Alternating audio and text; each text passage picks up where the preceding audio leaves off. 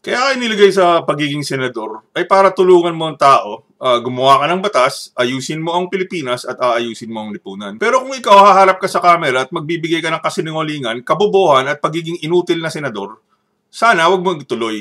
Itong si Senator daw, Cayetano, humirit na naman ang kabobohan niya. Understand is how something like this can happen under this constitution and this government. If this happened under martial law, normal yun. People expect that. Under a dictatorship, wala kang karapatan, wala kang matakbuhan, walang batas nun. Kunwari lang may batas.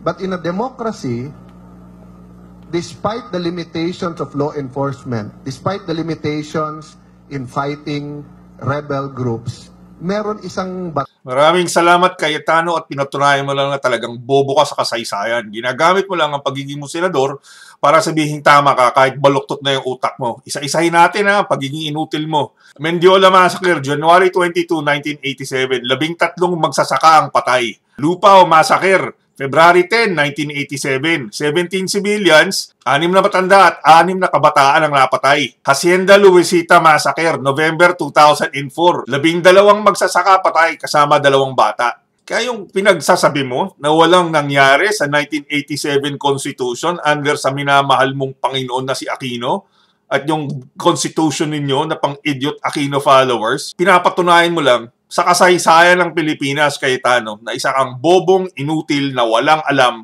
sa kasaysayan at sa katotohanan. Maraming salamat sa pagiging inutil mo.